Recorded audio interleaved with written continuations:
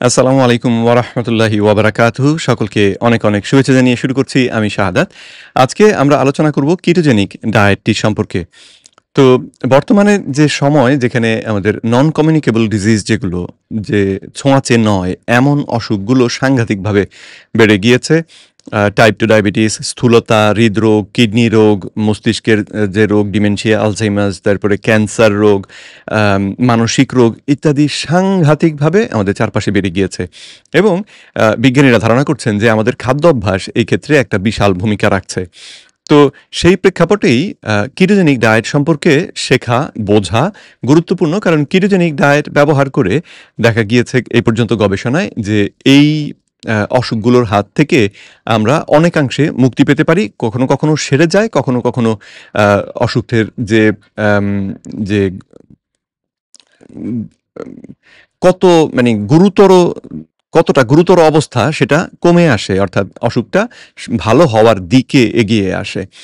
তো আম ketogenic diet এই নামটা একটু অনেকের কাছেই মনে হতে পারে যে কেমন একটু ভিন্ন রকমের নাম, এবং এটি আসলে একটি ভিন্ন রকমের নাম।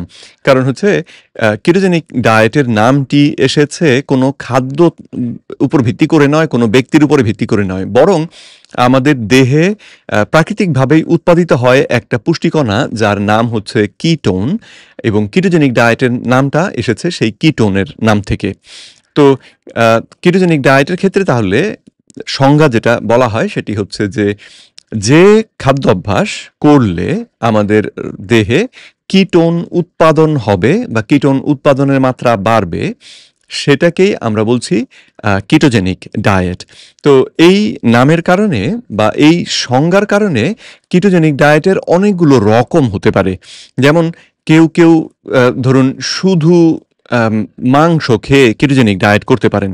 কেউ আবার শুধুই উদ্ভিজ্জ খাবার খেয়ে কিটোজেনিক ডায়েট করতে পারেন। অর্থাৎ নিরামিষাশী হন, অথবা আ সবকিছু খাই এমন হন, অথবা আপনি শুধু মাংস খাবেন এইরকমও যদি হন, তাহলেও কিটোজেনিক ডায়েট আপনি করতে পারবেন। যখনই আপনার মানে আপনি যদি এমন খাদ্যনীতি মেনে চলেন যার ফলে আপনার দেহে কিটোন উৎপাদন হচ্ছে, তাহলেই তখন সেটাকে কিটোজেনিক ডায়েট বলা হবে। এবং কিটোজেনিক ডায়েটের একটা আ উদাহরণ যেটা শুনলে একটু আ বত এই বিষয়টা হয়তো বুঝতে আপনাদের সহজ হবে, সেটি হচ্ছে উপোস করা। কিছুই না খাওয়া। কিছুই না খেলেও আমাদের দেহে কিটোন উৎপাদন হয় কিছুক্ষণ পর থেকে। কয়েক ঘন্টা উপোস করলেই আমাদের দেহে কিটোন উৎপাদন শুরু হয়। তো সেই আলোকে উপোস করাটাও এক ধরনের কিটোজেনিক ডায়েট। কেউ যদি রেগুলার একটা নিয়ম করে একটা নির্দিষ্ট সময়ের জন্যে, যেই সময় পর্যন্ত উপোস করলে তার দেহে কিটোজেনেসিস শুরু হবে, অর্থাৎ কিটোন উৎপাদনের প্রক্রিয়া শুরু হবে, সেই অভ্যাসকে তখন বলা হবে এটাও একটা কিটোজেনিক ডায়েট। তো আম তাহলে এখন এই কিটোজেনিক ডায়েটের মূল মন্ত্রটা যদি আমরা বোঝার চেষ্টা করি, তাহলে মূল মন্ত্রটা হচ্ছে আমার দেহে কিটোন উৎপাদন হতে হবে। এখন কিটোন উৎপাদন হয় কি করে, কখন বা কি খেলে? মজার ব্যাপার হচ্ছে কিটোন উৎপাদন আসলে আপনি কি খাচ্ছেন আম তার উপরে মানে কোনো একটা বিশেষ খাবার খেলেই আপনার তখন কিটোন উৎপাদন হবে এমনটা নয়। বরং আপনি যদি আপনার দেহের ইনসুলিন হরমোনটাকে কমিয়ে রাখতে পারেন, তাহলেই দেহে কিটোজেনেসিস প্রক্রিয়াটি শুরু হয়। তো বিষয়টি এইরকম, যদি আমরা সাধারণ একটা মানুষের জীবনধারা থেকে একটা উদাহরণ নেই তাহলে বুঝতে হয়তো সহজ হবে। যখন আমরা খাবার খাই, খাবার খেলে সাধারণত আমাদের খাবারের মধ্যে চিনি জাতীয় খাবার থাকে বা শর্করা জাতীয় খাবার থাকে। শর্করা এবং চিনি আসলে একই জিনিস। তো শর্করা জাতীয় খাবারগুলো আমরা খাওয়ার পরে হজম হয় এবং রক্তে শুষে গিয়ে রক্তের মধ্যে যে চিনির মাত্রা, গ্লুকোজের মাত্রা বাড়িয়ে দেয়। তো রক্তে এই গ্লুকোজের মাত্রা বেড়ে গেলে সঙ্গে সেই মাত্রাটাকে আবার স্বাভাবিক পর্যায়ে নামিয়ে আনার জন্যে ইনসুলিন হরমোন নিঃসরণ হয়। তো এই যে ইনসুলিন হরমোনটা নিঃসরণ হলো, ইনসুলিন হরমোনটার কাজ হচ্ছে রক্তের এই চিনিগুলোকে, অতিরিক্ত চিনি যেটা হয়ে গিয়েছে এখন, সেই চিনিটাকে সরিয়ে আমাদের কলিজার মধ্যে কিছু জমিয়ে রাখা, আমাদের দেহের পেশিগুলোর মধ্যে কিছু জমিয়ে রাখা, এবং তারপরেও যদি আর বাড়তি থাকে সেটাকে চর্বিতে রূপান্তর করে দেহের মধ্যে জমা করে রাখা। তো খাবার পরে ঠিক এই ঘটনাটা ঘটে। কিন্তু আমরা যদি ধরুন ৫ ঘন্টা ৬ ঘন্টা না খেয়ে থাকি, তাহলে কি হয়? তাহলে যেহেতু রক্তে তখন আর ওই অতিরিক্ত চিনি থাকে না, একজন সুস্থ মানুষের ক্ষেত্রে বলছি, যেহেতু তার রক্তে অতিরিক্ত চিনি থাকে না, ইনসুলিন হরমোনটির আর বেড়ে থাকার প্রয়োজন পড়ে না। তো ফলে ইনসুলিন হরমোনটি কমে যে স্বাভাবিক মাত্রা, সেই মাত্রায় নেমে আসে।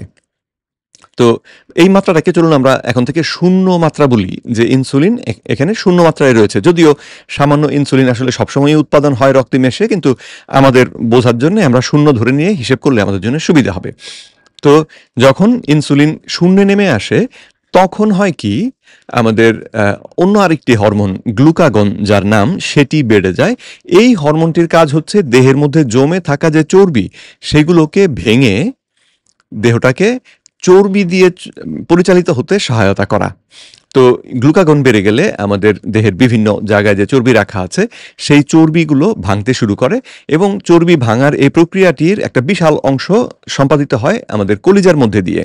আর কলিজা যখন এই বড় বড় মানে অনেক চর্বিকে প্রসেস করে, তারই পার্শ্ব প্রতিক্রিয়া হিসেবে আমরা কিটোন পেয়ে থাকি। তাহলে আমরা কিটোজেনিক ডায়েটের বিষয়ে যেটা তাহলে বুঝতে পারছি, সেটা হচ্ছে যে আপনার দেহে কিটোন উৎপাদন হবে যখন ইনসুলিনটা কয়েক ঘন্টা ধরে কম থাকবে। ইনসুলিনটা বাড়লে আপনার দেহে কিটোজেনেসিস বন্ধ হয়ে যাবে, কারণ ইনসুলিন বাড়া মানেই হচ্ছে চর্বি ভাঙা বন্ধ। আর চর্বি ভাঙা বন্ধ হয়ে গেলে, চর্বি ব্যবহার করে শক্তি উৎপাদন বন্ধ হয়ে গেলে, আমাদের কলিজা কিটোন উৎপাদন আর করবে না। মানে কিটোন উৎপাদন আসলে সামান্য মাত্রায় সবসময়ই হয়, কিন্তু আমরা যেই পরিমাণ কিটোন উৎপাদন হলে আমরা স্বাস্থ্য বেনিফিট বা স্বাস্থ্যগত কিছু উপকার পাবো, সেই মাত্রায় হবে না। তো সেটাকেও ধরুন কিটোন উৎপাদন হচ্ছে না, আমরা এইভাবে বলি। একটু আগে যেমন বললাম যে ইনসুলিন শূন্য, ঠিক সেরকম যে কিটোন উৎপাদন হচ্ছে না, যদিও বাস্তবে অতি সামান্য কিটোন তখনও উৎপাদন আসলে হয়। তো তাহলে কিটোজেনিক ডায়েটের মূল মন্ত্র হচ্ছে ইনসুলিন কমিয়ে রাখতে হবে। তাহলে এবার চলুন বোঝার চেষ্টা করি ইনসুলিনটা বাড়ে কেন। একটু আগে আমি আপনাদের বলেছি শর্করা জাতীয় খাবার খেলে ইনসুলিন বাড়ে, সেটা একটা কারণ। যদি আমরা প্রোটিন জাতীয় খাবার খাই, তাহলেও ইনসুলিন একটু বাড়ে। এখন শর্করা জাতীয় খাবার খেলে ইনসুলিনটা বাড়ে, এবং এটার কমে আসতে সময় অনেক বেশি লাগে, কারণ রক্তে যতক্ষণ পর্যন্ত চিনি থাকে ততক্ষণ পর্যন্ত ইনসুলিনটা বেড়ে থেকে আমাদের প্যানক্রিয়াস ততক্ষণ পর্যন্ত ইনসুলিন উৎপাদন করে চেষ্টা করে এই চিনিটাকে সরিয়ে ফেলতে। তাতে ইনসুলিনটা দীর্ঘ সময় ধরে রক্তের মধ্যে অবস্থান করে। কিন্তু যদি আমরা আমিষ বা ধরুন মাংস বা ডিম খাওয়ার কারণে বা মাছ খাওয়ার কারণে, আমিষ খেলে আমাদের ইনসুলিন যেহেতু নিঃসরণ হয়, যদি সেই কারণে ইনসুলিন নিঃসরণ হয়, তাহলে সেটা আবার খুব দ্রুত কমে যায়। কারণ হচ্ছে যেহেতু রক্তে চিনি থাকে না, তো সে কারণে এই রক্তের মধ্যে আমাদের যে আমিষ যেটা হজম হয়ে প্রবেশ করেছে, সেটার ব্যবস্থাপনা আমাদের দেহ করে ফেলতে পারে অনেক দ্রুত। ফলে ইনসুলিনটা দীর্ঘক্ষণ যে বেড়ে থাকা, সেটা হয় না। তো তার মানে আমরা যদি শর্করা জাতীয় খাবার খাই, তাহলে সেটা কিটোজেনিক ডায়েটের উল্টো হবে, কারণ কিটোসিস বন্ধ করে শর্করা জাতীয় খাবার। যদি আমিষ খাই, তাহলে সেটা কিটোসিসকে কিছুক্ষণের জন্য দমিয়ে দিতে পারে, কিন্তু তারপরে আবার ইনসুলিন কমে গেলে ধীরে ধীরে কিটোসিসটা আবার শুরু হবে। আর চর্বি যদি খাই, তাহলে দেখা যায় এই ইনসুলিন হরমোনের উপরে আমরা যদি শুধু চর্বি খাই, তাহলে তার কোনো প্রভাব নেই। অর্থাৎ আমি যদি এক টুকরা বাটার, ধরুন এক কামড়, একেবারে বড় করে কামড় দিয়ে এক কামড় বাটার যদি খেয়ে ফেলি, বা এই যে আমি আমার চায়ের মধ্যে যেমন কি বলে এই টেবিল চামচ ঘি দিয়েছি, এই যে চায়ের সঙ্গে আমি ঘিটা খেয়ে ফেলবো, এটা খেয়ে ফেললে কিন্তু আমার দেহে এই চর্বি ঢুকবে অনেক। 2 টেবিল চামচ ঘি অনেকটা চর্বি, কিন্তু এই চর্বি আমার দেহে প্রবেশ করার কারণে ইনসুলিন হরমোনটা বাড়বে না। তার মানে আমরা যদি চর্বি খাই, চর্বি খেয়ে আমাদের কিটোসিস হওয়ার প্রক্রিয়াটা বাধাগ্রস্ত হয় না। যদি আমরা আমিষ খাই, তাহলে কিটোসিস হবার প্রক্রিয়াটা খানিকটা বাধাগ্রস্ত হয়।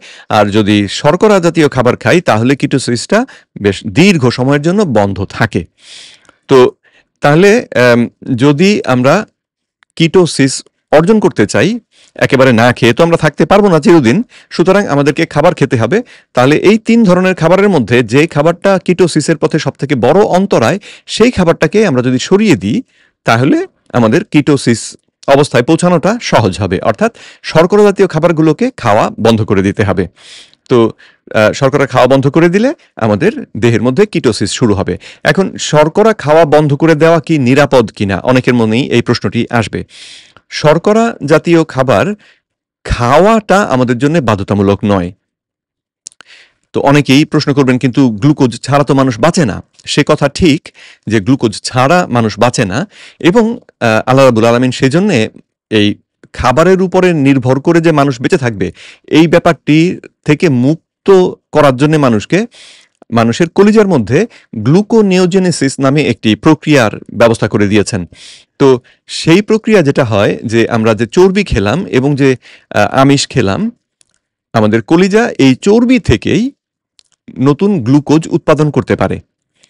তো নতুন গ্লুকোজ উৎপাদন করে দেহের যে গ্লুকোজের চাহিদা, যে গ্লুকোজ না হলে আমরা বাঁচবো না, সেই চাহিদা সে মিটিয়ে দিতে পারে। এমনকি একজন অ্যাথলিট যিনি দৌড়বিদ বা ধরুন কোনো রকম খেলার সঙ্গে যুক্ত, যেখানে প্রচুর পরিশ্রম তাকে করতে হয় প্রতিদিন, তার জন্যেও বাইরে থেকে শর্করা খাবার খেতে হবে না তার ওই গ্লুকোজের চাহিদা মেটানোর জন্যে। সুতরাং যদি আমরা শর্করা জাতীয় খাবারগুলোকে আমাদের খাদ্য অভ্যাস থেকে বাদ দিয়ে দিই, তাহলে এটা মোটেও ক্ষতিকর নয়। এবং এই বিষয়ে 2005 সালে ন্যাশনাল একাডেমিজ, আমেরিকার যে ন্যাশনাল একাডেমিজ রয়েছে, তাদের একটি প্রকাশিত একটি বই, সেখানে তারা পরিষ্কার উল্লেখ করেছেন যে শর্করা খাওয়াটা আসলে বাধ্যতামূলক নয়। শর্করা আমরা খেলে আমাদের দেহ সেটাকে ব্যবহার করে সেখান থেকে শক্তি উৎপাদন করতে পারে, কিন্তু খেতেই হবে তা নয়। আর দ্বিতীয় সমস্যা যেটা, সেটা হচ্ছে যদি আমরা শর্করা বেশি খেয়ে ফেলি তাহলে বিভিন্ন অসুখ বিসুখে পড়তে শুরু করি। আজকে যে অসুখগুলোর কথা বলবো, আপনারা আশা করি শেষ পর্যন্ত থাকলে বুঝতে পারবেন যে এই অসুখগুলোর মূল কারণটা হচ্ছে দেহে ইনসুলিন বেড়ে থাকা। আর ইনসুলিন বেড়ে থাকার কারণ হচ্ছে আমরা যদি শর্করা জাতীয় খাবার খাই। তো তাহলে খাদ্য থেকে শর্করা বাদ দিয়ে আমরা যদি আমিষ এবং চর্বি ভিত্তিক জীবন যাপন করি, তাহলে সেটা কিন্তু বিপজ্জনক কিছু নয়, সেটা নিরাপদ। তো এখন পরবর্তী প্রশ্ন হচ্ছে যে আমরা যে কেউই কি আসলে কিটোজেনিক ডায়েট করতে পারবে কিনা। এই প্রশ্নের জবাবে আমরা 100% লোক যে কিটোজেনিক ডায়েট করতে পারবে এ কথা বলা যাবে না। জিনগত ত্রুটি আমাদের অনেকের মধ্যেই বিভিন্ন রকমের জিনগত ত্রুটি থাকে। তো জিনগত কিছু ত্রুটির কারণে যদি কেউ চর্বি ভাঙিয়ে শক্তি উৎপাদন করতে অক্ষম হয়, তাহলে তার পক্ষে কিটোজেনিক ডায়েট করা সম্ভব হয় না। তো এইরকম কিছু মানুষ রয়েছেন। তবে এদের এই সমস্যাগুলো আসলে সাধারণত শিশুকালেই ধরা পড়ে যে তাদের এই সমস্যা রয়েছে, এবং ডাক্তাররা তাদেরকে বলে দেন যে তাদেরকে অবশ্যই খাদ্যাভ্যাসে কিছু পরিবর্তন করতে হবে, তারা উপোস তারা করতে পারবেন না। তো তার মানে আমাদের দেশের প্রেক্ষাপটে আমরা যদি বলি যে আপনি যদি করতে পারেন, রমজান মাসে যদি রোজা রাখতে পারেন, তাহলে আপনার জন্য কিটোজেনিক ডায়েট করাটা সম্ভব। যারা কিটোজেনিক ডায়েট করতে পারবে না, তারা রমজান মাসে রোজাও রাখতে পারে না, কারণ রোজা রাখলেও তাদের রীতিমতো মৃত্যু ঝুঁকি হতে পারে। তো আর এই জেনেটিক যে ত্রুটিগুলোর তালিকা যদি কেউ চান, তাহলে গুগলে গিয়ে শুধু লিখবেন কিটোজেনিক ডায়েট কন্ট্রা ইন্ডিকেশনস, তাহলেই তালিকাটা পেয়ে যাবেন যে কি কি ত্রুটি থাকলে আপনার পক্ষে কিটোজেনিক ডায়েট করাটা চলবে না। তো তবে তার সঙ্গে কিছু আবার অসুস্থ রোগী আছেন যাদেরকে আমরা চিকিৎসকের সহায়তা নিয়ে কিটোজেনিক ডায়েট করতে বলি। চিকিৎসকের সহায়তা ছাড়া তাদেরকে করতে নিরুৎসাহিত করি, যদি না অসুখটা সম্পর্কে তাদের গভীর জ্ঞান থাকে। যেমন টাইপ 2 ডায়াবেটিস এবং উচ্চ রক্তচাপ, এই দুটো অসুখে যারা ভুগছেন এবং যারা এর জন্য ঔষধ খাচ্ছেন, বিশেষ করে টাইপ 2 ডায়াবেটিসের জন্য যারা সালফোনিলুরিয়া গ্রুপের ওষুধ খাচ্ছেন বা ইনসুলিন ইনজেকশন নিচ্ছেন, অথবা SGLT2 ইনহিবিটর যে ঔষধগুলো সেগুলো খাচ্ছেন, তাদের অবশ্যই একজন চিকিৎসকের তত্ত্বাবধানে এই কিটোজেনিক ডায়েট তারা করবেন। নিজে নিজে না বুঝে ঝাঁপিয়ে পড়বেন না, কারণ তাতে মৃত্যুর ঝুঁকিও রয়েছে। তো উচ্চ রক্তচাপের ক্ষেত্রেও একই কথা। ব্যাপারটা যেটা হয় সেটা হচ্ছে যে টাইপ 2 ডায়াবেটিসের মূল সমস্যাটা আমাদের সামনে ডাক্তাররা কি বলেন? রক্তে চিনি বেড়ে যাওয়া। প্রশ্ন হচ্ছে চিনিটা আসে কোত্থেকে? চিনিটা আসে আমাদের খাবারের শর্করা থেকে। তারপরে ডাক্তাররা ঔষধ দেন, ইনজেকশন দেন যাতে করে রক্তের এই অতিরিক্ত চিনিটা কমে। তো আমরা তাহলে ১ম এ খাচ্ছি চিনি, তারপরে রক্তে বাড়ছে চিনি, তারপরে ইনজেকশন দিয়ে সেই চিনিকে কমাচ্ছি। তো তার পরিবর্তে সকালেই যদি বা শুরুতেই যদি আমরা এই চিনিটা না খাই, তাহলে তো রক্তে চিনি বাড়ে না। তাহলে আর ঔষধের প্রয়োজন পড়ে না। কিন্তু আপনি যদি এই বিষয়টাকে না বোঝেন, সকালবেলায় উঠে আপনি ইনজেকশন নিয়ে নিয়েছেন, কারণ আপনি মনে করছেন এই ইনজেকশনটা কোনোভাবে আপনাকে এই অসুখটা থেকে বাঁচায়। আম তো ইনজেকশন নিয়ে নিয়েছেন এবং তারপরে যদি খাবার না খান, তাহলে এই যে অতিরিক্ত ইনসুলিন ইনজেকশন নিয়েছেন, এই ইনসুলিনটা আপনার রক্তে যে স্বাভাবিক মাত্রার চিনি ছিল, সেই চিনিকেও ঠেলে রক্ত থেকে কমিয়ে ফেলবে। ফলে হাইপোগ্লাইসিমিয়া হতে পারে। তো অনেকে যারা টাইপ 2 ডায়াবেটিস রোগ হয়েছে বলে শুনেছেন, তারা অনেকেই মনে করেন যে তারা যেকোনো সময় বোধহয় হাইপোগ্লাইসিমিয়াতে ভুগতে পারেন। এটাও কিন্তু আবার ভুল ধারণা। যারা সালফোনিলুরিয়া গ্রুপের ঔষধ ব্যবহার করছেন না বা ইনসুলিন ইনজেকশন নিচ্ছেন না, এমন কোনো মানুষের হাইপোগ্লাইসিমিয়া হয় না। কারণ যখনই আমাদের রক্তের চিনির মাত্রাটা একটু কমতে শুরু করে, আমাদের মস্তিষ্ক সেটাকে সেন্স করতে পারে, সেটাকে অনুভব করতে পারে এবং অনুভব করেই আমাদের কলিজাকে নির্দেশ দেয় যেন কলিজা এই চিনি উৎপাদন করে রক্তের চিনির মাত্রাটাকে আবার স্বাভাবিক পর্যায়ে ফিরিয়ে আনে। তো সে কারণে যারা এই ২ ধরনের ঔষধ ব্যবহার না করেন, প্রাকৃতিকভাবে তাদের কখনোই হাইপোগ্লাইসেমিয়া হয় না। কেউ এই লক্ষণটা করেন যে রক্তের চিনি যখন সামান্য কমতে শুরু করেছে কোনো কারণে, তখন এই রক্তের মাত্রাটাকে স্বাভাবিক করার জন্যে আমাদের মস্তিষ্কই দেহের মধ্যে কর্টিসল হরমোনটাকে নিঃসরণের ব্যবস্থা করে। তো এই কর্টিসল হরমোনটা নিঃসরণ হলে আমাদের গায়ে ঘাম দেওয়া, গা কাঁপতে থাকা, হঠাৎ করে একটুখানি অস্থির লাগা এই অনুভূতিগুলি হয়। তো দেখবেন যারা এই অনুভূতির মধ্যে পড়েছেন, তারা যদি ৫ মিনিট বসে থাকেন, তাহলে এই অনুভূতিটা আবার চলেও যায়। তার মানে আপনার দেহ এই ৫ মিনিটের মধ্যেই বা আরো কম সময়ের মধ্যেই আসলে কর্টিসলের মাধ্যমে আপনার কলিজাকে জানিয়েছে যে চিনির প্রয়োজন এবং কলিজা চিনি তৈরি করে দিয়েছে। তো চিনি চলে আসার পরপর আপনার এই যে লক্ষণগুলো এগুলো আর থাকছে না।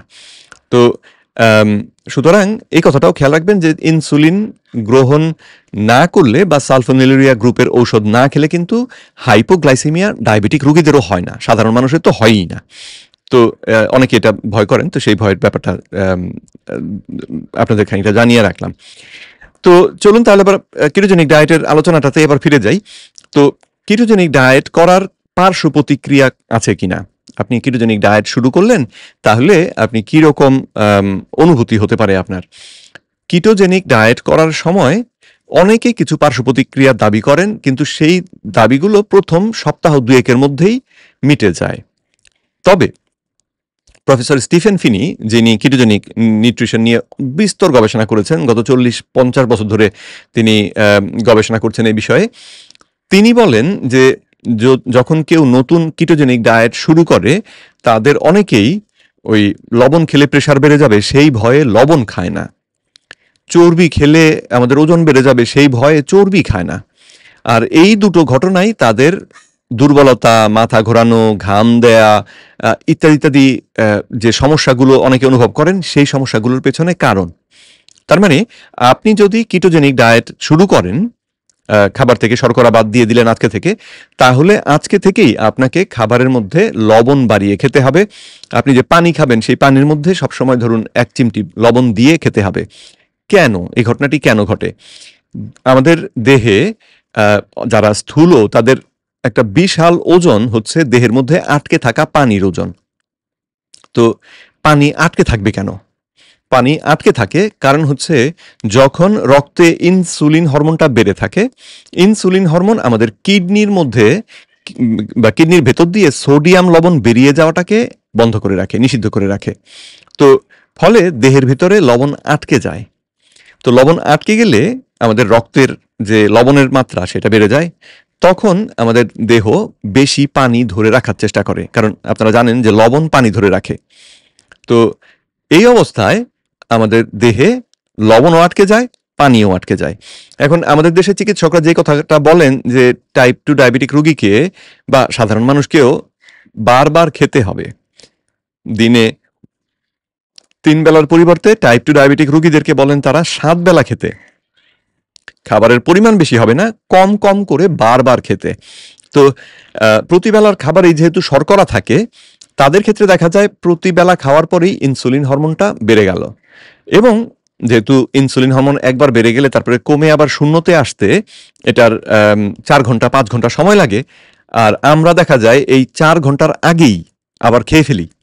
তো ফলে সকালবেলায় নাস্তা করার পরে ইনসুলিন হরমোনটা যে বাড়ে, তারপরে সেটার কিছুতেই কমতে পারে না। কারণ সকালে 8টার সময় নাস্তা খেলাম, তারপরে দেখা যায় 11টার সময় প্রচণ্ড ক্ষুধা এবং ডাক্তার বলেছেন খেতে, সুতরাং আমরা আবার 11টার সময় খেলাম, তারপরে 1টার সময় খেলাম, তারপরে 4টা 4:30 5টার সময় খেলাম, তারপরে সন্ধ্যা 7টা 7:30টার দিকে খেয়ে 9টার সময় রাতের খাবারটা খেয়ে 11টার সময় একটু স্ন্যাক্স খেয়ে তারপরে ঘুমোতে গেলাম। তো যদি আপনি হিসাব করে দেখেন তাহলে দেখবেন যে সারাদিনে ইনসুলিনটা আর কমার সুযোগ পায়নি। তার মানে এই পুরো সময়টাই সে আপনার কিডনির মধ্যে দিয়ে লবণ নিষ্কাশনটাকে কমিয়ে দিয়েছে, যতটা সম্ভব থামিয়ে দিয়েছে। লবণ আপনার দেহে আটকে গিয়েছে, এতেই আপনার হাই প্রেশার হচ্ছে, এটা আপনার ওজন বাড়িয়ে রাখছে। তো এবারে আপনি যদি কিটোজেনিক ডায়েট করতে শুরু করেন, আপনি তো শর্করা খাচ্ছেন না, তার মানে আপনার ইনসুলিন হরমোনটা থাকবে কম বা শূন্য জায়গাতে। তার মানে আপনার কিডনির মধ্যে দিয়ে প্রচুর লবণ এখন বেরিয়ে যাবে। দেহে যেহেতু লবণ অতিরিক্ত আছে, কিডনি খুব দ্রুত এই লবণটাকে দেহ থেকে বার করে দেওয়ার চেষ্টা করবে। তার সঙ্গে সঙ্গে দেহ থেকে বেরিয়ে যাবে পানি। তো তাতে দেহে ওই যে ডিহাইড্রেশনের যে সমস্যা, সেটা হবার একটু ঝুঁকি আছে। আবার দেহের লবণ বেশি কমে যায় কিনা, বা দেহটা এক রকমের লবণের মাত্রায় খানিকটা অভ্যস্ত হয়েছিল, তার থেকে হঠাৎ করে লবণের মাত্রাটা কমে গেল, তখন দেহকে এই নতুন অবস্থার সঙ্গে মানিয়ে নিতে একটু সময় লাগে, তখনই লোকের মাথা ঘোরে, দুর্বল লাগে ইত্যাদি। কিন্তু আমরা যদি শুরু থেকেই লবণটাকে একটু বাড়িয়ে খাই, সকালবেলায় উঠেই একটু পানির সঙ্গে লবণ মিশিয়ে খেয়ে শুরু করি দিনটা, তাহলে লবণ প্রস্রাবের সঙ্গে বেরিয়ে গেলেও লবণের ঘাটতি ঠিক পড়ে না দেহে। আর ওইদিকে যেহেতু লবণের সঙ্গে লবণটা বেরিয়ে যাচ্ছে, তার সঙ্গে প্রচুর পানি বেরিয়ে যায়, এবং সেজন্য যারা কিটোজেনিক ডায়েট শুরু করেন তারা দেখা যায় ওজনের উপর ভিত্তি করে যাদের ওজন যত বেশি তারা তত বেশি ওজন প্রথম 2 সপ্তাহে কমিয়ে ফেলতে পারেন। তো অনেকে এটা বলেন এটা তো অল্প সময়ের মধ্যে বেশি ওজন কমানো। ব্যাপারটা আসলে মোটেও ওজন কমানো ঠিক না। এটা হচ্ছে আপনার দেহে অকারণে পানি আটকে ছিল, আপনি সেই পানিটাকে দেহ থেকে বার করে দিলেন, যেটা ধরে রাখার আসলে কোনো যৌক্তিক কারণও ছিল না। তো সেটাকে আপনি বার করে দিলেন। তাহলে তো যে কথা বলছিলাম যে যদি তাহলে ওইভাবে দেহ থেকে লবণ বেশি বেরিয়ে যায়, সঙ্গে পানি বেরিয়ে যায়, তাহলে রক্তচাপ এমনিতেই কমে যায়। চিনি না খেলে ডায়াবেটিক রোগীদের ক্ষেত্রে রক্তের চিনি বাড়ে না, সুতরাং ঔষধ খেয়ে তারপরে চিনি না বাড়ালে চিনি বেশি কমে গিয়ে বিপত্তি।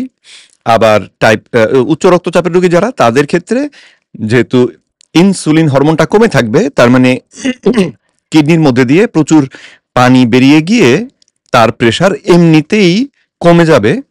তার উপরে সে যদি ঔষধ খায় তাহলে প্রেশার বেশি কমে যাবে। তো বেশি কমে গেলে সেটা একটা বিপদ। তো সেই জন্য এই অসুখ যাদের আছে তাদেরকে ডাক্তারের তত্ত্বাবধানে থেকে এই ডায়েট করতে হবে, এবং বাড়িতে একটা ওই প্রেশার মাপার যন্ত্র বা সুগার মাপার, রক্তে চিনি মাপার যন্ত্র থাকলে তাহলে আপনি নিরাপদে এই জিনিসগুলোকে অবজার্ভ করে আর কি দিনে 2 বার বা 3 বার প্রেশার মাপলেন, বা ডায়াবেটিসের ক্ষেত্রে রক্তে চিনি কতটা আছে দেখলেন, এইভাবে করে তারপরে এই ডায়েট ব্যবহার করার কাজ করতে পারেন, কিন্তু অবশ্যই সাবধানতার সঙ্গে। তো পার্শ্ব প্রতিক্রিয়ার ক্ষেত্রে ওই যে সমস্যাগুলোর কথা যে বললাম, যে মাথা ঘুরনা বা দুর্বল লাগা, এগুলোর পেছনে আসলে এই লবণের ভূমিকা। আর সঙ্গে চর্বি আর একটু বাড়িয়ে খেলে একটা উপকার হয়। অনেকে বলেন গরম চা খেয়েছি আর তাতে এখন আমার গলায়, মাফ করবেন, বউ ফোন করেছিল, তো বউয়ের ফোন না ধরলে তো ঘাড়ের উপরে মাথা থাকবে না, তো সেজন্য ফোনটা আগে ধরে নিতে হলো। তো তাহলে পার্শ্ব প্রতিক্রিয়ার কথায় আমরা কোষ্ঠকাঠিন্যের কথা আলোচনায় এসেছিলাম। তো অনেকে দাবি করেন যে কিটোজেনিক ডায়েট করতে শুরু করলে তাদের কোষ্ঠকাঠিন্য হয়, এবং এরও কারণটা হচ্ছে লবণ কম খাওয়া। তো লবণ কম খেলে কোষ্ঠকাঠিন্য কেন হয়? চট করে যদি একটু সংক্ষেপে বলি, যখন দেহে লবণের ঘাটতি পড়ে তখন আমাদের দেহ চেষ্টা করে যেখানেই লবণ যতটুকু রয়েছে সেটাকে শুষে নেওয়া। তো আমাদের খাদ্যের সঙ্গে যে লবণ খেয়েছি সেটা যদি আমাদের মলের মধ্যেও খানিকটা থাকে তাহলে দেহ সেখান থেকে লবণগুলোকে শুষে নেওয়ার চেষ্টা করে। ফলে এই লবণটা যখন এর ভেতরে ছিল তখন তো এর মধ্যে খানিকটা পানিও ছিল, মলটা তখন নরম ছিল। আর যখন আমার দেহ লবণটাকে শুষে নিল, সঙ্গে পানিটাও বেরিয়ে চলে আসে, আমাদের দেহের ভিতরে পানিটা প্রবেশ করে যায়। ফলে মলটা পড়ে থাকে শক্ত, শুকনা, এবং সেটাই শক্ত মল হিসেবে আমাদের কোষ্ঠকাঠিন্যের সমস্যাটা তৈরি করে। যদি আমরা লবণ সেজন্য শুরু থেকেই বাড়িয়ে খাই তাহলে এই সমস্যাটা হয় না, তখন কোষ্ঠকাঠিন্য হয় না।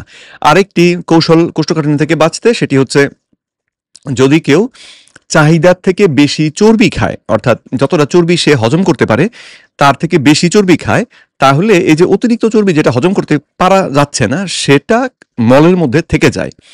আর চর্বি তো তৈলাক্ত জাতীয় জিনিস, সুতরাং সেটা যখন মলের মধ্যে থেকে যায় তখন মলটা শক্ত হতে পারে না কিছুতেই, ফলে নরম হয়ে থাকে। তো এই কৌশল ব্যবহার করে যদি কারো কোষ্ঠকাঠিন্য হয় তার উচিত হবে একটু চর্বি এবং লবণ বাড়িয়ে খাওয়া, তাহলে এই সমস্যা তার ক্ষেত্রে মিটে যাবে ইনশাআল্লাহ। তো এইগুলো হচ্ছে পার্শ্ব প্রতিক্রিয়ার কথা। তো এগুলো আসলে দীর্ঘমেয়াদী কোনো পার্শ্ব প্রতিক্রিয়া নয়, কারণ মাত্র 2 সপ্তাহের মধ্যেই দেহ যখন আবার নতুন খাদ্যাভ্যাসের সঙ্গে অভ্যস্ত হয়ে যায় তখন আর দেখা যায় এই সমস্তগুলো সমস্যাগুলো হয় না। তো সেজন্য এগুলোকে দীর্ঘমেয়াদী পার্শ্ব প্রতিক্রিয়াও ঠিক বলা যাবে না, কিন্তু এটা ওই ট্রানজিশনের যে সময়টা, অর্থাৎ শর্করা ভিত্তিক আমাদের জীবনধারা ছিল, সেখানে আমাদের দেহ সবসময়ই শর্করা চিনি পুড়িয়ে শক্তি তৈরি করতো। তার পরিবর্তে এখন নতুন একটা জীবনধারায় আমরা এলাম যেখানে চর্বি পোড়ানোর ব্যাপারটা বেশি হবে।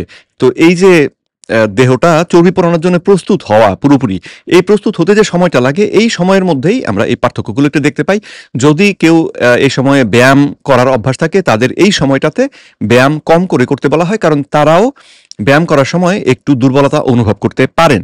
কিন্তু 2 সপ্তাহ 3 সপ্তাহ কারো ক্ষেত্রে হয়তো হতে পারে পেরিয়ে গেলে তারপরে দেখবেন আপনি শর্করা না খেয়েও ব্যায়ামও করতে পারছেন আগের থেকে ভালো, এবং দেহে অন্য কোনো সমস্যাও আর অনুভব করবেন না। এটাই সাধারণত হয়ে থাকে, যদি না কারো কোনো বিশেষ কোনো সমস্যা থেকে থাকে। পরবর্তী প্রশ্ন হচ্ছে যে কিটোজেনিক ডায়েট আপনি কেন করবেন? কিটোজেনিক ডায়েট করতে হবে এই কারণে যে বর্তমানে আমাদের যে অসুখ বিসুখ যেগুলো হচ্ছে, এই অসুখ বিসুখগুলো থেকে সব থেকে কার্যকরীভাবে কিটোজেনিক ডায়েটই দেখা যাচ্ছে আমাদেরকে মুক্তি দিতে পারছে। এবং কিটোজেনিক ডায়েট একলা অনেকগুলো অসুখ থেকে আমাদেরকে সুরক্ষা দিতে পারে। তো কিটোজেনিক ডায়েট এটা কি করে করে? কিটোজেনিক ডায়েটের মূল মন্ত্র যেটা আমি আপনাদের শুরুতে বুঝিয়ে বললাম সেটা হচ্ছে ইনসুলিন হরমোনটা কমিয়ে রাখা। তো ইনসুলিন হরমোনটা বেড়ে থাকার কারণেই এই হাজারটা অসুখ হচ্ছে বলে বিজ্ঞানীরা এখন দাবি করছেন। অর্থাৎ ইনসুলিন মাত্রা মতন আমাদের অতি জরুরি। যদি দেহের মধ্যে মাত্রা মতন ইনসুলিন উৎপাদন না হয় তাহলে মানুষ বাঁচবে না। টাইপ 1 ডায়াবেটিকরা সেজন্য ইনসুলিন ইনজেকশন গ্রহণ না করলে তারা বাঁচবেন না। কিন্তু যদি মাত্রা অতিরিক্ত ইনসুলিন আমাদের দেহে থাকে তাহলে সেটা আবার দেহের ক্ষতি হয়। চিনি যেমন মাত্রা মতন চিনি আমাদের জন্য খুবই উপকারী এবং প্রয়োজনীয়, অথচ মাত্রা অতিরিক্ত হয়ে গেলে তখন আমরা বলি ডায়াবেটিস রোগ, তাই না? তো সেই বিচারে এই ইনসুলিনটা যদি আমরা মাত্রা মতন নামিয়ে রাখতে পারি তাহলে সেটা হচ্ছে সব থেকে উপকারী। তো কিটোজেনিক ডায়েট করলে যেহেতু ইনসুলিনটা স্বাভাবিক মাত্রায় নেমে আসে, দেহের মধ্যে ইনসুলিন রেজিস্ট্যান্স যে সমস্যাটা যেখান থেকে টাইপ 2 ডায়াবেটিস শুরু হয় সেই সমস্যাটা সেরে যায়। তো ইনসুলিন রেজিস্ট্যান্সের ব্যাপারটা আমি বহুবার আপনাদেরকে আগে বুঝিয়েছি যে দেহে যদি ইনসুলিন হরমোনটা বেশিক্ষণ বেড়ে থাকে, যেটা কিনা আমাদের যে প্রচলিত খাদ্য অভ্যাস তাতে ইনসুলিন সারাদিন ধরেই বেড়ে থাকে। তো এরকম দীর্ঘ সময় ইনসুলিনটা বেড়ে থাকলে এবং এই ঘটনা যদি দিনের পর দিন চলতে থাকে, মাসের পর মাস চলতে থাকে, তখন আমাদের দেহের যে কোষগুলো ইনসুলিনের সংকেতে কাজ করে তারা ইনসুলিনের সংকেতকে অগ্রাহ্য করতে শুরু করে এবং ইনসুলিন সংকেত তখন কাজ হয় না। ইনসুলিন সংকেত দিচ্ছে কিন্তু কাজ হচ্ছে না, যেটাকে তখন আমরা বলি ইনসুলিন রেজিস্ট্যান্স। ইনসুলিনের প্রতি একটা বৈরিতা তৈরি হয়ে যায় দেহের মধ্যে। যদি আমরা ইনসুলিনটাকে আবার সারাদিন এরকম কমিয়ে রাখতে পারি, বা দিনে হয়তো একবার বা দুইবার বাড়লো, এর বাইরে বাড়লো না, এইরকম একটা জায়গায় নিয়ে আসতে পারি নিজেদের জীবনধারাকে, তাহলে যেহেতু ইনসুলিন সারাদিন আর বেড়ে নেই, ইনসুলিন বৈরিতা যেটা শুরু হয়েছিল সেটা আস্তে আস্তে আবার কমে সুস্থ হয়ে আসে, স্বাভাবিক পর্যায়ে ফিরে আসে। সেই জন্যই বিজ্ঞানীরা এখন বলেন যে টাইপ 2 ডায়াবেটিসটাও রিভার্স করা সম্ভব। কারণ এই ইনসুলিন বৈরিতাটা সেরে গেলে তখন আমরা মাঝে মাঝে শর্করা জাতীয় খাবার খেলেও দেখা যায় আমাদের দেহে কোনো ক্ষতিকর প্রভাব আর দেখা যায় না। তো যদি আবার একদম প্রতিদিন সেই আগের মতন শর্করা খাওয়া শুরু করেন তাহলে সর্বনাশ হবে। এই ক্ষেত্রে অনেকে প্রশ্ন করে যে তাহলে ডায়েট করে লাভ কি? আমি ডায়েট ছেড়ে দিয়ে একটু ডায়েট করলাম, তাহলে শরীরটা একটু ভালো হলো, আবার পুরনো ডায়েটে ফিরে গেলেই তো আমার শরীরে একই অবস্থা হয়ে যাবে। তো এটা একটা বোকার মতন কথা। কারণ এই কেন বোকার মতন কথা একটা উদাহরণ দিলেই বুঝতে পারবেন। যে আপনি ব্যায়াম করতে শুরু করেছেন। আগে ব্যায়াম করতেন না, এখন ব্যায়াম করতে শুরু করেছেন। ব্যায়াম করতে শুরু করার পরে আপনার ব্যায়ামের কারণে পেশি হচ্ছে, আপনার ব্যায়ামের থেকে যে হাজার রকমের উপকার আমরা পেতে পারি, সেই উপকারগুলো আপনি পেতে শুরু করেছেন। আপনাকে স্বাস্থ্যগতভাবে ভালো দেখাচ্ছে, আপনি শক্তিশালী অনুভব করছেন, মানসিকভাবে উৎফুল্ল অনুভব করছেন।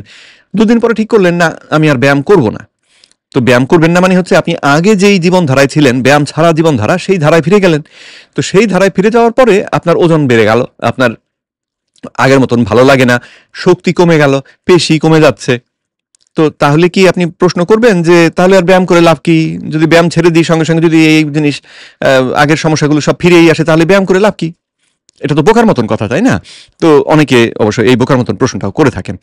তো ইনসুলিনটাকে এভাবে আমরা যদি কমিয়ে ফেলতে পারি তাহলে আমাদের যত রকমের মেটাবলিক অসুখ আছে, টাইপ 2 ডায়াবেটিস, স্থূলতা, উচ্চ রক্তচাপ, হৃদরোগ, কিডনি রোগ, তারপরে মস্তিষ্কের রোগ, ক্যান্সার সহ মানসিক রোগও সেরে যেতে শুরু করে।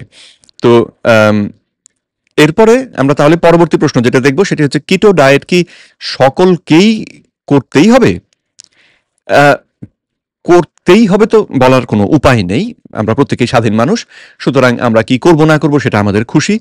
কিন্তু যদি কেউ সুস্থ থাকতে চান তাহলে তার কিটোজেনিক ডায়েট করা উচিত। বা কমপক্ষে আ কিছুদিন পর পর কিটোজেনিক ডায়েট করে দেহটাকে একটা সুস্থ অবস্থায় নিয়ে আসার চেষ্টা করা উচিত। কারণ আমাদের যে খাদ্য অভ্যাস আমরা যেটা করি, সাধারণভাবে যে খাদ্য অভ্যাসে আমরা জীবন যাপন করছি, এই খাদ্য অভ্যাসে থাকা অবস্থাতেই কিন্তু আমাদের চারপাশে এই অসুখ-বিসুখগুলি হচ্ছে। এবং অন্যান্য আরো অনেক ডায়েটের সঙ্গে কিটোজেনিক ডায়েটকে যদি তুলনা করে দেখি, গবেষণায় দেখা যাচ্ছে কিটোজেনিক ডায়েটই এই অসুখগুলো থেকে আমাদেরকে সবথেকে বেশি সুরক্ষা দিতে পারে। কিটোজেনিক ডায়েট সম্পর্কে গত 100 বছরেরও বেশি সময় ধরে গবেষণা হচ্ছে এবং তাতে প্রমাণিত যে এটি নিরাপদ। তো এই জিনিসগুলো বিবেচনা করে আপনি যদি কিটোজেনিক ডায়েটটাকে আপনার সাধারণ স্বাভাবিক জীবনধারা হিসেবে নিয়ে নেন, তাহলে একটা দীর্ঘ সুস্থ জীবন আপনি পেতে পারবেন। তো আপনার যদি অন্য কোনো অসুখ না থাকে, তাহলে মাঝে মাঝে আপনি যখন ছুটিতে কোথাও বেড়াতে গেলেন, তখন সেখানে আপনার পছন্দের খাবার খেতে পারবেন। কিন্তু ফিরে এসে আবার আপনি আপনার এই কিটোজেনিক জীবনধারায় যদি ফিরে যান, তাহলে আপনার দেহটা এই যে ক্ষতিগুলো, এই যে অসুখগুলো, এই অসুখগুলোতে আক্রান্ত হবার ঝুঁকি আপনার অনেক কমে যাবে। তো তার মানে কিটো ডায়েট আসলে সকলকে করতেই হবে তা নয়, কিন্তু করলে আমরা উপকার পাবো। আর কেউ হয়তো ভাবছেন যে না, আমি সুস্থ থাকতে চাই কিন্তু কিটো ডায়েটও করব না। সেটাও কিন্তু সম্ভব যদি আপনি অলরেডি অসুস্থ না হয়ে থাকেন, আপনার যদি দেহের মধ্যে টাইপ 2 ডায়াবেটিস অলরেডি হয়ে না গিয়ে থাকে, তাহলে কিন্তু আপনি উপকার পেতে পারেন। শুধু আপনাকে দিনে 3 বেলার বাইরে না খাওয়ার নীতিটা মেনে চলতে হবে। দিনে 3 বেলা খাবেন, যখন খাবেন তখন পেট ভরে খাবেন। যে জটিল শর্করা সেটাকে বাড়িয়ে খাবেন, শাকসবজি বেশি করে খাবেন, শস্যভিত্তিক খাবারগুলোকে কমিয়ে খাবেন বা না খেয়ে পারলে খাবেন না। তো যদি এই নিয়ম মেনে আপনি 3 বেলাও খান, তাহলে আপনি যেহেতু শর্করা 3 বেলায় মিলিয়ে বেশ খানিকটাই খেয়ে ফেলবেন, তখন হয়তো আপনার দেহে কিটোজেনেসিস হবে না। কিন্তু দিনে 3 বেলার বা 3 বারের বেশি আপনার ইনসুলিন যেহেতু বাড়বে না, সেই কারণে আপনি তারপরেও বেনিফিট পাবেন। তো তার মানে যদি কারো পক্ষে কিটোজেনিক ডায়েট করাটা কোনো কারণে মনে করেন যে অসম্ভব, আমি এই খাবার খেতেই পারি না, আমি চর্বি গিলতে পারবো না, বা চর্বিওয়ালা মাংস খেতে আমার অসহ্য লাগে, বা অন্য যে কোনো কারণে যদি আপনি এটা করতে না পারেন, তাহলে কমপক্ষে এই যে ঘন ঘন না খাওয়া, এই অভ্যাসটি করুন, তাহলে আপনার উপকার হবার কথা। আর দিনে যদি 3 বেলার পরিবর্তে 2 বেলা খেয়ে পারেন, 2 বেলায় বেশি করে খান, বেশি করে খাবেন কিন্তু 2 বেলা খাবেন। তো যদি সেভাবে করেও করতে পারেন, দুপুরে আর রাতে খেলেন, তো বা সকাল এবং দুপুরের মাঝামাঝি একটা সময়ে খেলেন এবং রাতে খেলেন, এটাও হতে পারে। ধরুন 11:30-12টার দিকে আপনি পেট ভরে খেয়ে নিলেন, আবার রাতে 7টা-8টার মধ্যে পেট ভরে খেয়ে নিলেন, আবার পরদিন সকাল 11টা-12টার মধ্যে খাওয়া শুরু করলেন। এটা করলেও কিন্তু শর্করা খাওয়ার পরেও আপনি যদি সুস্থ মানুষ হন, তাহলে আপনার শরীরটা অনেক সুস্থ থাকবে। মানে যে অসুখগুলো আমাদেরকে ধরছে তার ঝুঁকি অনেক কমে যাবে। একদম হবে না এই কথা বলতে পারবো না, কিন্তু ঝুঁকিটা অনেক কমে যাবে। তো তাহলে যেটা বললাম সেটা হচ্ছে যে কিটোজেনিক ডায়েট সবাইকে করতেই হবে তা নয়, কিন্তু কিটোজেনিক ডায়েটের বেনিফিট বিভিন্ন দিক থেকে এত বেশি বেনিফিট যে এটা সম্পর্কে জানলে কেউ এটা করবেন না, সেটা বোকার মতন কথা হয় আসলে। আচ্ছা, এখন প্রশ্ন হচ্ছে কতদিন করতে হবে? জবাবটা খুব সহজ, যতদিন আপনি সুস্থ থাকতে চান। যদি একটু আগেই বললাম যে অনেকে এই দাবিটা করেন যে আমি প্রচলিত খাদ্যাভ্যাসে ছিলাম, তারপরে কিটোজেনিক ডায়েটে এলাম, আমার ওজন অনেক কমলো, আমি অনেক ভালো বোধ করছিলাম, তারপরে আবার আগের খাদ্যাভ্যাসে ফিরে গেলাম, এখন আমার শরীর খারাপ হয়ে গিয়েছে, এখন আমার ওজন বেশি, আমার এখন কষ্ট হয়। তো তখন তো আপনি নিজেই তাকে জিজ্ঞেস করবেন যে আপনি কি বোকা নাকি? আপনি তাহলে যেটা করে আপনার আরাম হয়েছে, শরীর ভালো যাচ্ছিল, সেটা আবার ছেড়ে দিয়ে আগের ধারায় গেলেন কেন? তাই না? এই প্রশ্নটি তো খুব স্বাভাবিকভাবে চলে আসে। তো আমাদের খাদ্যের উপরে যেহেতু আমাদের স্বাস্থ্য কেমন হবে সেটা নির্ভরশীল। আমি যদি সকালে বিষ খাই, তাহলে তার 2 ঘন্টা 3 ঘন্টার মধ্যে বিষটা কেমন বিষ তার উপরে নির্ভর করবে। তো বিষটা খেলে পরে তারপরে না বিষের ফলটা হবে দেহের মধ্যে, তাই না? তো যদি আমি বিষটা না খাই, তাহলে আমার দেহের মধ্যে সেই বিষক্রিয়া হবে না। তো ভালো পুষ্টিকর খাবার যদি খাই, তাহলে আমার দেহ পুষ্টি পাবে, দেহ ভালোর দিকে যাবে। আর যদি পুষ্টিকর খাবার না খাই, তাহলে দেহ খাবার পেল কিন্তু পুষ্টি পেল না, ফলে দুর্বলতার দিকে যাবে। তো তার মানে আমাদের কতদিন এই ডায়েট করতে হবে প্রশ্নের জবাব হচ্ছে গিয়ে, যদি আপনি সুস্থ থাকতে চান তাহলে আপনাকে সারা জীবন ধরেই এটা করতে হবে। বা একটু আগে যেরকম বুঝিয়ে বললাম যে আপনি আপনার জীবনের স্বাভাবিক যে অভ্যাস সেটা হিসেবে কিটোজেনিক ডায়েটকে নিয়ে নিতে পারেন। আর মাঝে মাঝে যখন বাইরে যাবেন, কোথাও রেস্টুরেন্টে খেতে গেলেন, হয়তো 2 সপ্তাহে 3 সপ্তাহে একবার, বা একদিন বিয়ে বাড়িতে দাওয়াত পেয়েছেন সেখানে গেলেন, অথবা কারো জন্মদিনের দাওয়াত পেয়েছেন সেখানে গেলেন, তখন গিয়ে আপনি যে এটা খাবো না সেটা খাবো না এসব করতে হবে না। কারণ আপনি যেহেতু জানেন যে আমি বাড়িতে তো সবসময় কিটোজেনিক ডায়েটে আছি, এই অবস্থায় একদিন অনিয়ম করলে আপনার কোনো প্রভাব, সেটা দীর্ঘমেয়াদী কোনো প্রভাব আপনার দেহে থাকবে না। যেদিন বিয়ে বাড়ি গিয়ে বিয়ে খেয়ে আসবেন, বেশি করে ফিরনি খেয়েছেন, পায়েস খেয়েছেন, বিরিয়ানি খেয়েছেন, তার 2 দিন পর্যন্ত আপনার দেহে এটার নেতিবাচক প্রভাবটা চলবে, তারপরে প্রভাবটা কেটে যাবে। তাহলে এটা নিয়ে দুর্ভাবনা তাহলে কিছু নেই। তো আশা করি বুঝতে পারছেন কতদিন ধরে কিটোজেনিক ডায়েট করতে হবে। আর ডায়েটের শুরুতে কি কি মনে রাখতে হবে সে কথা খানিকটা আপনাদেরকে আগে বলে দিয়েছি। ডায়েটের শুরুতে যদি আপনি ডায়াবেটিক হন, তাহলে ডাক্তারের অধীনে, এটা মনে রাখতে হবে। দুঃখজনক হচ্ছে আমাদের দেশে ডাক্তাররা কিটোজেনিক ডায়েটটা বোঝেন না, এটা সম্পর্কে তাদের কোনো প্রশিক্ষণ নেই, এবং সেজন্য রোগীদেরকে তারা সহায়তা করতে পারেন না। তো এর যে অল্টারনেটিভ, যেটা যে এর বিকল্প পদ্ধতি যেটা, সেটা হচ্ছে আপনাকেই আপনার অসুখটা ভালো করে বুঝতে হবে। শর্করা খেলে যে আপনার চিনি বাড়ে এটা আপনার বুঝতে হবে, শর্করা না খেলে যে চিনি বাড়বে না এটাও আপনাকে বুঝতে হবে। আপনি যে ঔষধটা নিচ্ছেন সেই ঔষধটা আসলে ঠিক কি করে এটা আপনার জানতে হবে, কারণ কিছু ঔষধ আছে যারা দেহের মধ্যে শর্করা যেন হজম হয়ে প্রবেশ না করে এই কাজ করে, সেটা এক ধরনের ঔষধ। কিছু ঔষধ আছে যারা রক্তের মধ্যে ইনসুলিনের মাত্রা বাড়িয়ে দেয়। ইনসুলিন ইনজেকশন নিলে আপনার দেহের মধ্যে আপনি নিজেই ঠেসে ইনসুলিন প্রবেশ করাচ্ছেন, যেটা কিনা রক্ত থেকে চিনি খুব জোর করে বের করে দেয়। তো এই কোন ওষুধটি আপনি ব্যবহার করছেন সেটার কথা আপনাকে বুঝতে হবে। SGLT2 ইনহিবিটর যে ওষুধগুলো, সেইগুলো ব্যবহার করলে রক্তের চিনির মাত্রা স্বাভাবিক থাকলেও কারো কারো দেহে অতিমাত্রায় কিটোন উৎপাদনের প্রক্রিয়া শুরু হয়ে যায়। তো অতিমাত্রায় কিটোন উৎপাদন হলে কিটো অ্যাসিডোসিস হবার ঝুঁকি থাকে। তো সেজন্য তাদেরও সাবধান এটা করতে হবে। যদিও টাইপ 2 ডায়াবেটিক রোগীর ক্ষেত্রে কিটো অ্যাসিডোসিস হবার কথা না, কিন্তু কিটোনের মাত্রা 2-3 উঠে গেলেই ডাক্তাররা হাহুতাশ করতে শুরু করেন। তো আপনি রোগী হলে আপনাকে বুঝতে হবে।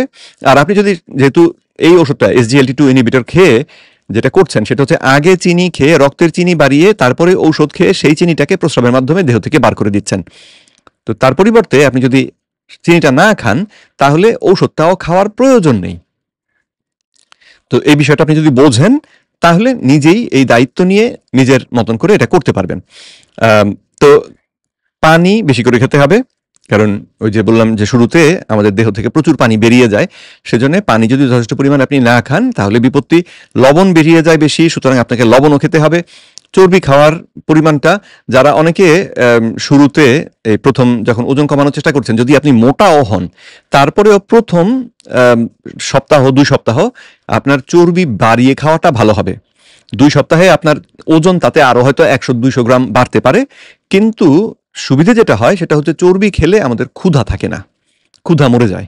তো সকালবেলায় ধরুন আপনি ডিম ঘি দিয়ে হালকা করে ভেজে যদি খেয়ে নেন তাহলে ঘি, কুসুমের চর্বি এই সমস্ত মিলে আপনার দেহের মধ্যে চর্বির একটা বিশাল সরবরাহ গেল। ফলে আপনার ক্ষুধা পাবে না অনেক লম্বা সময়, আপনি দুপুরের আগে আর কিছু খেতেই ইচ্ছে করবে না। তো ফলে আপনার জন্যে এই নিজেকে ধরে রাখাটা সহজ হবে। সকালবেলায় যদি কেউ শর্করা জাতীয় খাবার অল্পও খেয়ে নেয় তার পক্ষে কিন্তু ধরে রাখাটা সম্ভব হবে না। তো সেজন্য সকালবেলায় আমিষ এবং চর্বি এটাকে বাড়িয়ে খেলে আপনার জন্য পুরো দিনটা সহজ হয়ে যাবে। দুপুরবেলাতেও আপনি চর্বি বাড়িয়ে খান তাহলে আপনার জন্য, আর সঙ্গে সঙ্গে দেহ যেহেতু দেখবে যে শর্করার সরবরাহ নেই আর এদিকে চর্বির সরবরাহ বেড়েছে, তখন দেহ চর্বি পোড়াতে যে মেশিনগুলো লাগে সেই মেশিনগুলোকে চালু করবে। দেহটা চর্বি পোড়াতে অভ্যস্ত হয়ে যাবে। তো অভ্যস্ত হয়ে গেলে তখন আপনি যদি চর্বি খাওয়া বন্ধও করে দেন তাহলে আপনার দেহের যে জমে থাকা চর্বি সেইগুলো ভেঙে ওই মেশিনগুলোকে চালাবে। তখন আপনার চর্বি কমে ওজন কমতে শুরু করবে।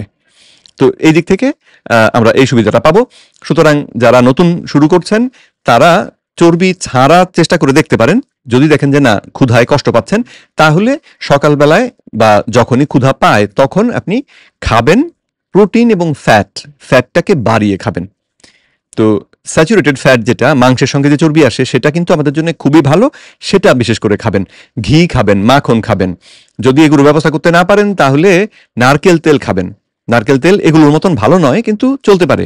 অলিভ অয়েল যদি পাওয়া যায় সেটা খাবেন, বা অ্যাভোকাডো তেল পাওয়া গেলে সেটাও খেতে পারেন।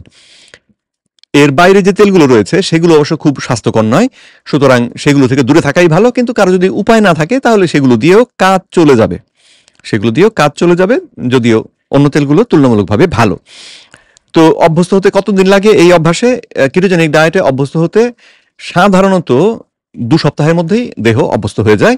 কারো কারো ক্ষেত্রে সময় কিছু বেশি লাগে, কারো ক্ষেত্রে আরো কম সময়েতেই দেহ অভ্যস্ত হয়ে যায়।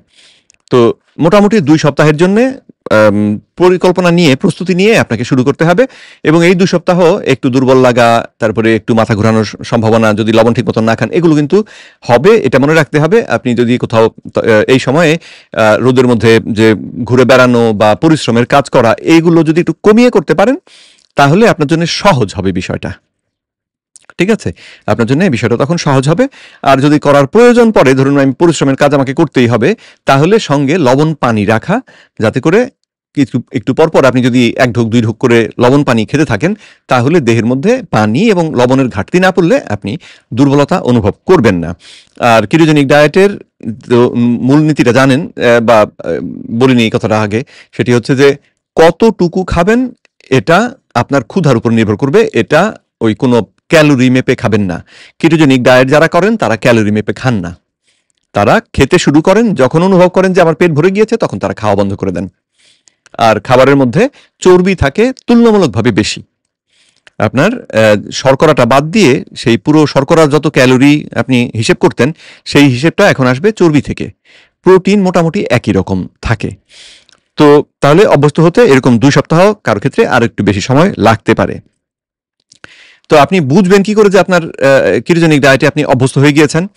সব থেকে ভালো হতো যে আমরা যদি রক্তের কিটোনের মাত্রা পরিমাপ করতে পারতাম তাহলে বুঝতে পারতাম, কিন্তু আমাদের দেশে এই যন্ত্রগুলো পাওয়া কঠিন, এগুলো দামও আছে। তো সেই সমস্ত কিছু বিবেচনা করে সব থেকে ভালো বা সহজ যে কৌশল সেটা ব্যবহার করা যায়, বা সস্তা কৌশল, সেটি হচ্ছে কিটোজেনিক ডায়েটে অভ্যস্ত হয়ে গেলে আপনার ক্ষুধা পাবে না, আপনার ক্ষুধা কমে যাবে। সকালবেলায় উঠে নাস্তা খাওয়ার জন্য যে আগে পেটে আগুন জ্বলতো, আপনি সকালবেলায় উঠে অনুভব করবেন যে আপনার ক্ষুধা পাচ্ছে না, খেতে হবেই এরকম মনে হচ্ছে না। তো তখন আপনি বুঝবেন যে আপনার দেহ তাহলে তখন চর্বি ভাঙিয়ে চলছে, এবং তখন আপনার জন্য, যেহেতু দেহের মানে মস্তিষ্কের শক্তির কোনো অভাব নেই, সে কারণে আপনি নিশ্চিন্ত থাকবেন। তো আচ্ছা, আরেকটা কথা একটু বুঝিয়ে বলি, যেটা শুরুতে বলা দরকার ছিল আসলে, যে অনেকে বলেন যে গ্লুকোজ ছাড়া আমাদের মস্তিষ্ক কাজ করে না, কিন্তু সেটা সত্য কথা নয়। সত্য হচ্ছে আমাদের মস্তিষ্ক দুই ধরনের জ্বালানি ব্যবহার করতে পারে, গ্লুকোজ এবং কিটোন। যদি এই দুটোর কোনো একটি জ্বালানি সহজলভ্য থাকে, তাহলে আমাদের মস্তিষ্ক নিশ্চিন্তে কাজ করতে পারে।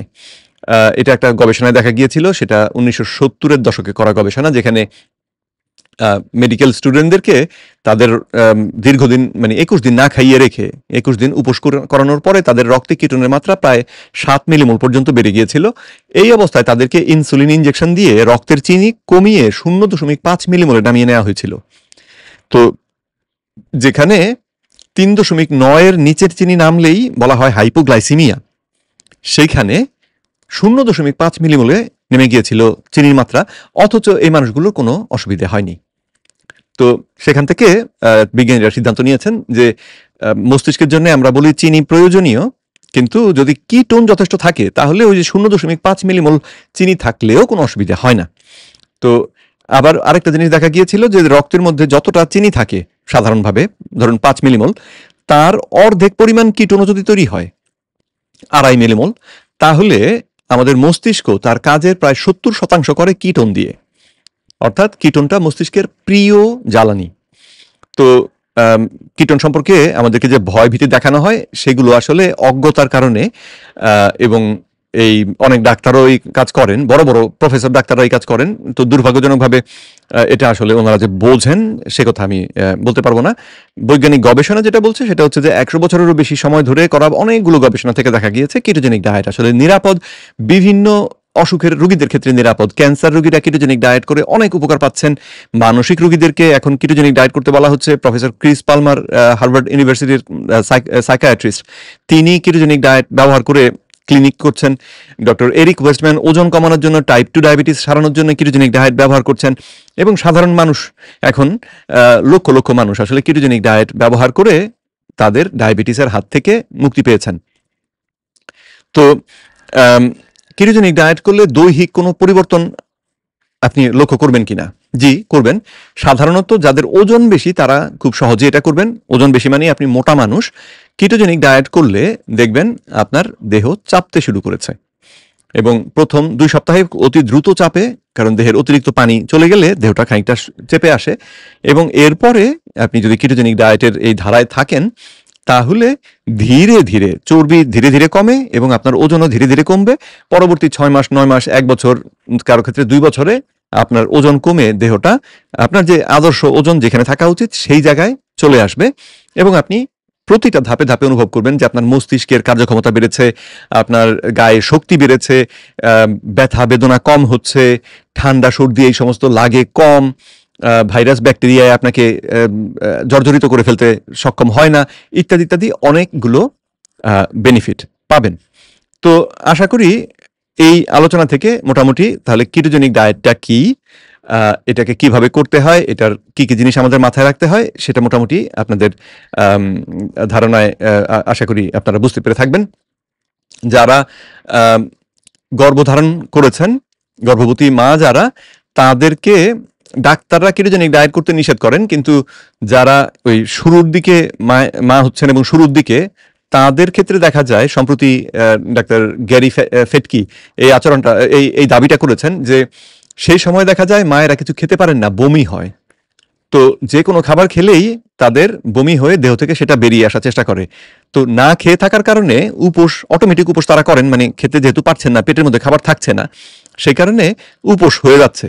আর এই উপোস অবস্থাটা তার দেহে কিটোন তৈরি করে, আর ওই সময়টাতেই শিশুর যে নিউরন বা যে দেহের যে স্নায়ু ব্যবস্থাটা সেটা তৈরি হয়। তো সেজন্যে ওই সময়ে কিটোন রক্তে বেড়ে থাকাটা খুব গুরুত্বপূর্ণ। শিশুদের কিন্তু জন্ম হয় কিটোজেনিক অবস্থায়, তার দেহে তখন কিটোন দ্বারা তার ব্রেইন, তার দেহ চলতে থাকে। তো এবং মায়ের বুকের দুধ খেলেও মায়ের বুকের দুধে প্রচুর ফ্যাট থাকে, যেটা শিশুর দেহে কিটোজেনেসিস শুরু করে দেয় অতি দ্রুত।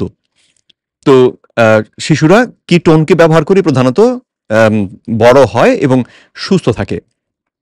তো কিটোনটাকে যেরকম ভীতিকর হিসেবে আমাদের সামনে দেখানো হয়, এটা মোটেও ভীতিকর নয়। কিটোন বেড়ে গেলে কিটো অ্যাসিডোসিস নামে একটা সমস্যা হতে পারে টাইপ 1 ডায়াবেটিকদের ক্ষেত্রে। তো কিন্তু সেক্ষেত্রে কিটোনের মাত্রা রক্তের মধ্যে 10 মিলিমোলের উপরে উঠে যাবে, যেখানে সাধারণ মানুষ আমরা এই 5 দিন না খেয়ে থাকলেও কিটোনের মাত্রা 3-4 মিলিমোলের উপরে ওঠে না। আর যদি কারো ক্ষেত্রে যদি সেই কিটোনের মাত্রা 6 বা 7 মিলিমোলের মাত্রায় ওঠে কোনোভাবে, তাহলে দেখা যায় ইনসুলিন হরমোন অটোমেটিক নিঃসরণ হয়। ইনসুলিন হরমোন নিঃসরণ হলে চর্বি ভাঙা বন্ধ হয়ে যায়, কিটোন উৎপাদন বন্ধ হয়ে যায়, তার মানে কিটোনের মাত্রা রক্তে আর বাড়তে পারে না। তো এটা প্রাকৃতিকভাবেই আমাদেরকে কিটো অ্যাসিডোসিসের হাত থেকে রক্ষা করে। সুতরাং টাইপ 1 ডায়াবেটিক যদি না হন, তাহলে তাদের ক্ষেত্রে এটা নিয়ে দুর্ভাবনার কিছু নেই। গর্ভবতী মায়েদের কথা যেটা বলছিলাম, ডক্টর গেরি ফ্যাট কি বললেন, যে যেই মায়েরা এই বমির কারণে কিছু খেতে পারছেন না, তারা কিন্তু ওই সময়ে, যেহেতু তাদের দেহে কিটোন উৎপাদন হচ্ছে, তারা কিন্তু অল্প করে বাটার একটা চামচে করে নিয়ে মুখে দিন। লবণ বাটার যদি হয় তাহলে দেখবেন সুস্বাদু, অত্যন্ত মজা লাগে খেতে, এবং এটা ধীরে ধীরে আপনার পেটের মধ্যে চলে যাবে। এটা যেহেতু বিশাল পরিমাণ খাবার, ঠিক না, আপনার বমির যে ভাবটা সেটাও হবে না, এবং আপনার দেহ প্রচুর শক্তি পাবে। আপনার শিশুর দেহ গঠনের জন্য প্রচুর কিটোন তখন তৈরি হবে। তো ডক্টর ফেটকি খানিকটা এরকম একটা ধারণা বা এরকম একটা প্রশ্ন তুলে আনলেন, যে শুরুতে এই গর্ভধারণের শুরুর অংশটাতে মা যে কিছু খেতে পারেন না, তাতে তার দেহটা যে কিটোজেনিক অবস্থাতে চলে যায়, এটাই আসলে আল্লাহ রাব্বুল আলামিন ব্যবস্থা করে দিয়েছেন, জোর করে যেন তার দেহটাকে কিটোটিক অবস্থায় নিয়ে যাওয়া। তো সেজন্যে কিটোজেনিক ডায়েট গর্ভবতী মায়েদের জন্য একেবারে বিপজ্জনক, এই দাবি করা যাবে না। আর যেহেতু প্রোটিন এবং ফ্যাটের মধ্যেই সাধারণত আমরা সবথেকে পুষ্টিকর খাবারগুলো পাই, মাংস, মাছ, ডিম অত্যন্ত পুষ্টিকর খাবার, এইগুলো খেলে, সঙ্গে চর্বি খেলে সেখানে আমরা ভিটামিন এ, ডি, ই, কে এগুলো পাই। তো এই দুটো যদি একত্রে পেয়ে যাই, তাহলে দেখা যায় আমাদের স্বাস্থ্য খুব ভালো থাকে। সুতরাং গর্ভবতী মায়েরাও এই ডায়েট করতে পারেন। তো কিন্তু করতেই হবে তা নয়, কিন্তু এটা করতে পারেন, অনেকেই করছেন, এবং ফলাফলে তারা বলছেন যে তাদের শিশু কিন্তু অনেক বেশি সুস্থ শিশু তারা জন্ম দিচ্ছেন। যারা ওই যে জেস্টেশনাল ডায়াবেটিসে ভোগেন, তারা শর্করা বেশি খাচ্ছেন বলে, তাদের চিনি বেড়ে যাচ্ছে বলে, তাদের ইনসুলিন হরমোনের মাত্রা বেড়ে যাচ্ছে বলে তাদের এই সমস্যাগুলো হচ্ছে, তাকে জেস্টেশনাল ডায়াবেটিসের রোগী বলা হচ্ছে। তো সেখানেও সমস্যা হচ্ছে, রক্তে চিনি বেড়ে যায়, চিনি কমানোর দরকার পড়ে, তাহলে চিনিটা না খেলেই তো চিনিটা আর বাড়ে না। আর সঙ্গে যাদের দেহে এরকম জেস্টেশনাল ডায়াবেটিস যাদের হয়, তাদের বাচ্চাও বেশি বড় হয়ে যায়, কারণ তাদের রক্তে ইনসুলিন হরমোন সবসময় বেড়ে থাকে। তো যদি আমরা কেউ কিটোজেনিক ডায়েটের ধারণাটি ব্যবহার করি, কমপক্ষে ধরুন এক বেলা হয়তো শর্করা খেলেন, কিন্তু অন্য বেলাতে শর্করা না খেয়ে মাছ, মাংস, ডিম, চর্বি এইগুলো যদি বেশি করে খাই, তাহলে সব থেকে ভালো ফল পাওয়া যাবে বলে মনে করা হয়। তো এই ছিল আজকের আলোচনা। আশা করি এর থেকে আপনারা কিটোজেনিক ডায়েট সম্পর্কে একটা সার্বিক ধরনের প্রাথমিক পর্যায়ে ধারণা পেলেন। কারো যদি আরও বিস্তারিত বুঝতে হয়, তাহলে আমার সঙ্গে যোগাযোগ করতে পারেন। আমি ফি নেয়ার বিনিময়ে আপনাদের সঙ্গে বসে আপনাদের ক্ষেত্রে কি হবে না হবে, কি রকম কি হতে পারে, এই বিষয়গুলো বুঝিয়ে দিতে পারি। আমার কথা বুঝে আপনারা যদি খাদ্য অভ্যাস পরিবর্তন করেন, তাহলে আশা করা যায় আপনারা এই উপকারগুলো পাবেন এবং অসুখ বিসুখ থেকে মুক্তি পাবেন। আর কারো যদি ক্ষেত্রে কোনো রকম বৈরী কোনো লক্ষণ কিছু দেখা যায়, আমি সেক্ষেত্রে আপনাদেরকে তথ্য দিয়ে সহায়তা করতে পারবো। তো আজকে এই পর্যন্তই। আল্লাহ রাব্বুল আলামিন সকলকে সুস্থ রাখুন, সুন্দর রাখুন, সেই কামনা করে এতক্ষণ আমার সঙ্গে থাকার জন্য আপনাদের সকলকে ধন্যবাদ জানিয়ে বিদায় নিচ্ছি। আসসালামু আলাইকুম।